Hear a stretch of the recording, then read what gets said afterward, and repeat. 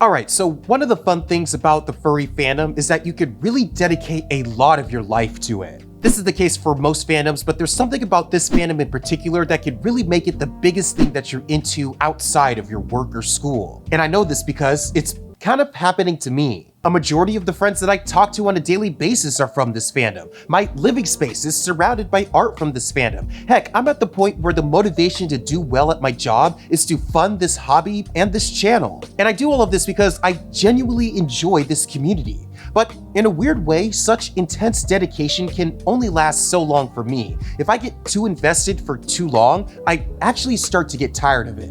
And it's not like I like when this happens, but I'm a firm believer that there can be too much of a good thing. And like being engaged with anything too intensely for too long, sometimes I can get burnt out of this fandom. I'm sure many of you have felt the same way, but what if I told you that there was a way to enjoy the furry fandom even more by doing less? Sounds crazy, right? But it is true. In this video, I want to show you how setting boundaries and mixing up your interests can actually deepen your love for the furry fandom. You see, learning how to prevent burnout isn't just about staying in the fandom longer. It's about making your time in the fandom more meaningful and enjoyable. It's about personal growth too, and trust me, there are signs of burnout that many furries don't even realize they're experiencing. But part of preventing burnout is recognizing those signs, which can be a little tricky at first, but once you figure them out, they're pretty easy to spot.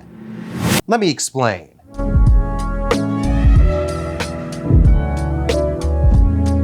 It's funny, this fursuit I'm wearing is pretty light for what it is. It takes up a lot of volume so it looks like it'd be dense, but it's pretty easy to move around it here. But I will admit, there are days when this suit feels a little bit heavier than normal. And I'm not talking about the physical weight. Sometimes my and many other furries' enthusiasm for the fandom can start to fade without us even noticing it, to the point where it starts to weigh us down a little bit. So to avoid you getting there, let's talk about how to spot those early warning signs before they turn into full-blown burnout. Burnout can sneak up on even the most passionate furries. It's like a slow-moving cloud that gradually dims the bright, colorful world we've come to love. You might think you're just having an off day, but there are some telltale signs that it might be something a little bit more than that. One of the first things you might notice is a lack of excitement when looking at something like furry art. That piece that would have made you squeal with joy just a few months ago, now it barely gets a meh. Or maybe you find yourself feeling overwhelmed by furry social media. This is a big one for me. The constant stream of posts, comments, and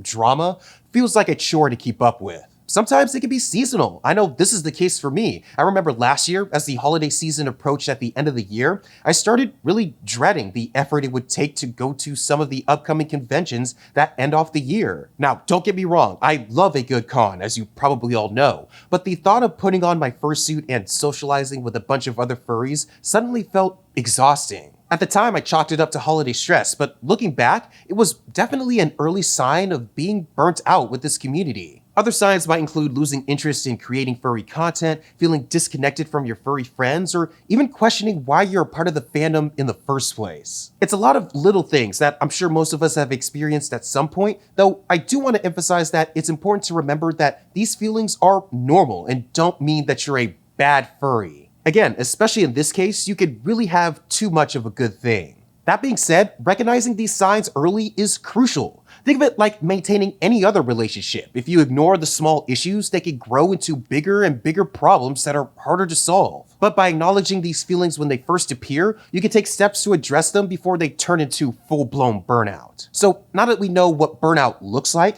how do we stop it in its tracks? Well, that's exactly what we're going to explain next, and trust me, there are some ways to keep that furry fire burning bright without burning yourself out in the process.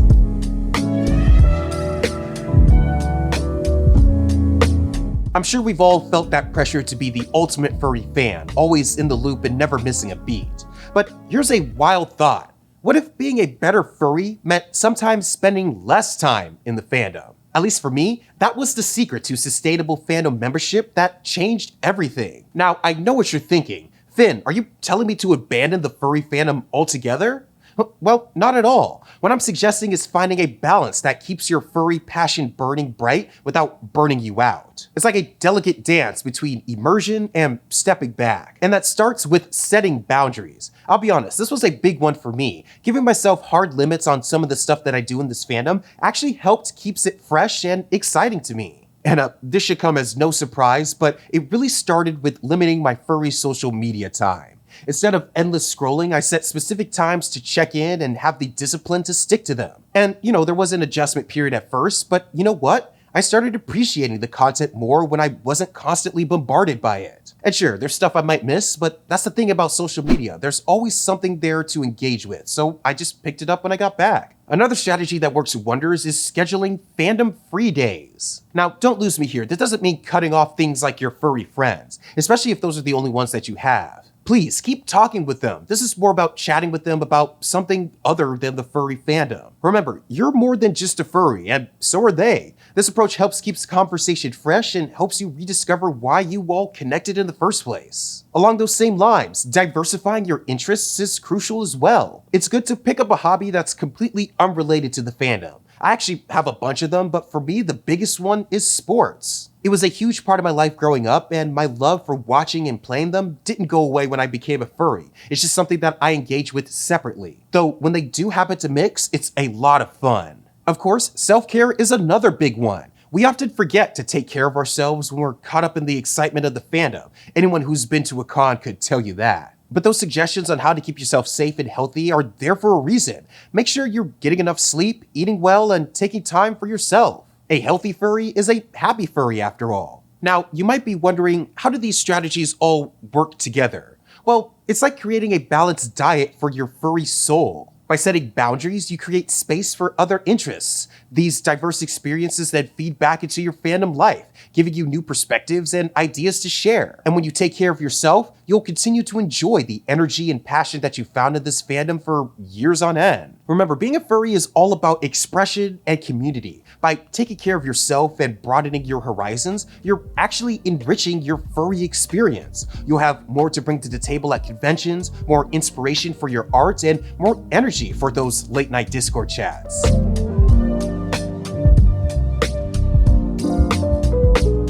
All right, let's wrap this up. We've talked about spotting burnout signs and ways to keep your furry passion alive without overdoing it. The big takeaway here, balance is key. By taking care of yourself and exploring interests outside the fandom, you're actually setting yourself up for a longer, more fulfilling furry journey. Now, speaking of which, I have a little challenge for you. This week, try out one of the strategies that we discussed. Maybe set up a furry-free day or try a new hobby. Then come back and share your experience in the comments. I'd love to hear how it goes. But at the end of the day, remember, being a furry is about community, creativity, and self-expression. By taking care of yourself, you're not just avoiding burnout, you're opening up new possibilities for growth and enjoyment within the fandom. So go ahead, give it a try. Your future furry self will thank you. All right, that's been it. Thank you for watching. I'll catch you all in the next one, but until then, stay wild out there. Peace.